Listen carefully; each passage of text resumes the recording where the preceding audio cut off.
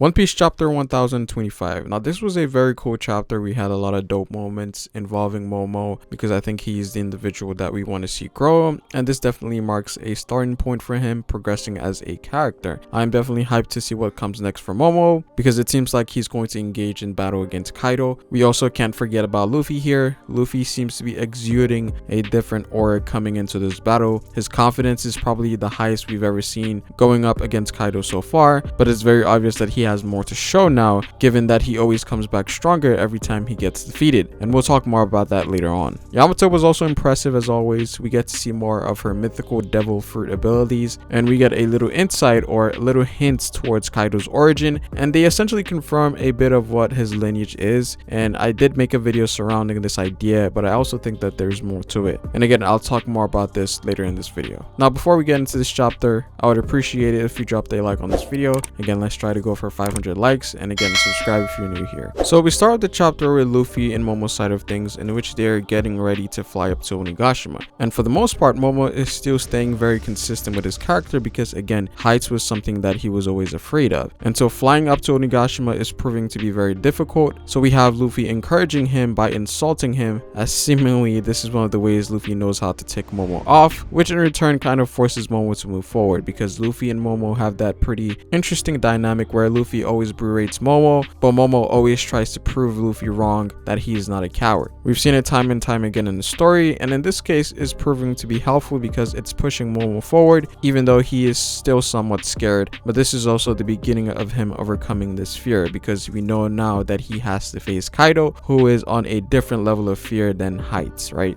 So this really has me excited for Momo's progression. I do also think that it's going to get to a point in the battle where Momonosuke goes back to his human form, in which we're going to get reactions from the Scabbards and Yamato and even Kaido himself, and that's a moment that I'm really looking forward to because Oden had such an impact on all these people, and if they were to see that resemblance in Momo, the reactions are going to be crazy. Yamato would probably fanboy over Momonosuke at that point in time, and Kaido would most likely get those PTSD Oden flashbacks, even more so than when the Scabbards attacked him. It's going to be a really powerful moment when that happens, so again I'm all for the Momonosuke hype, and I think you should too. Now Luffy and Momonosuke finally make it to Onigashima, and at this point in time Momonosuke has the courage to move forward but is closing his eyes, and this is where Luffy is leading him on where to go, and of course that isn't working well because Momo seems to be crashing into everything in the castle. We get to see the reaction of pretty much everyone that's fighting. Now they do see the dragon, but they don't necessarily know what's going on. The initial reaction is that this was Kaido, but then they noticed the color, which was different. Now before we talk about what happens next, let's roll back to Yamato versus Kaido for a little bit. Now this battle pretty much starts off with the Thunder Bagua clash from the last chapter, and in this case it seems like Yamato bested Kaido, in which we see blood dripping from his face, and this pretty much confirms that Yamato can actually hurt Kaido, which some people didn't think so, you know, if that wasn't obvious already. And on the other hand, Yamato seemingly took no damage as she used some sort of technique, probably relating to her mythical devil fruit abilities, that essentially allowed her to take no damage by covering her body in some kind of shell. Now she proceeds to attack Kaido with an attack called the Himurogiri, which overwhelms Kaido here, but again Kaido seems to be taking hits but recovering just as quickly, so nothing substantial in terms of damage yet.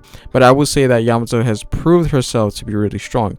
Now here we get some hints in terms of Kaido's origin, in which it is implied that Kaido is an Oni, which is a first because this is a race that we've never heard about before. But I did speculate about this, and if you want to check out that video I made pertaining to that, links will be in the description. But I think it's very likely that this Oni race probably has some ties to the ancient giants, as they have very similar features.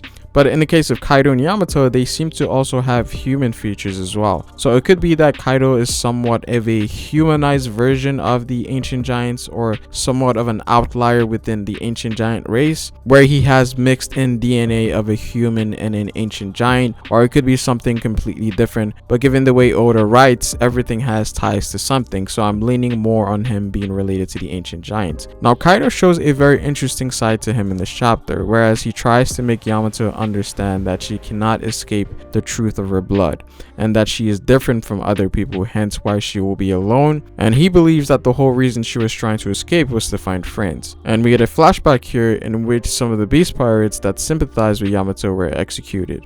And this is where Kaido goes absolutely crazy on Yamato, brutally attacking her. And I think this panel sort of gave us a glimpse of his past, right?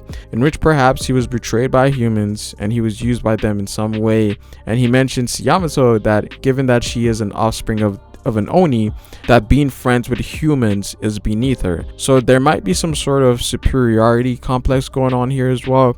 And this scene definitely stuck out to me because of how angry he got. And I think he got that angry because it became somewhat personal. So I think the scene here was somewhat Kaido speaking about himself in some sense. Obviously, it's probably much deeper than that, but it could be showing us a glimpse of what happened to him in the past. It definitely felt like he was projecting based on how angry he got. But again, I think we need more from Kaido's side of things, because so far everything has been from Yamato's perspective, and I think we're going to get a lot of answers once we do see Kaido's past. Now moving back to Luffy and Momo, now here they essentially arrive at the top of Onigashima. Interestingly, Kaido notices them from afar, and we do also see that Yamato and Kaido have reverted back to their human form. Not exactly sure why. Momo notices Kaido and speeds up. Luffy goes into gear 4th and Yamato gets ready to attack. And then we get this cool spread of Yamato and Luffy hitting Kaido in a combined attack. Obviously both of them using Conqueror's clothing, because you can see the black streak of lightning coming out of the attack.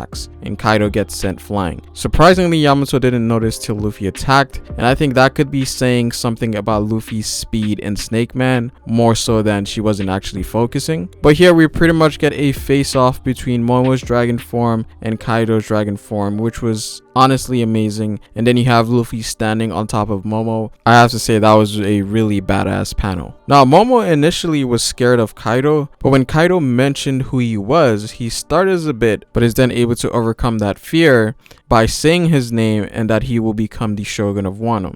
This was definitely a callback to Momo and Kaido's initial encounter in the flashback, in which back then Momo couldn't even say his name. But now we can see the difference, that Momo didn't only grow physically, but is also growing mentally as well. But I would say that so far this seems to be following the Momotaro folklore, as it seems like we have 2 of the 3 animals based on the folklore being present in this battle. And so it seems like the person missing from this battle now is Marco. Some people assume that Yamato would fall before Luffy gets there, but it seems like all 3 of them will be fighting together against Kaido. And we might possibly get a 4th, depending on if Oda chooses to still follow the folklore. Obviously there's going to be twists and turns there, but I think Marco, who is currently not fighting anyone down in the life floor, could make his appearance on the rooftop when things get really tense. Now I will also say that Luffy is looking very confident as well.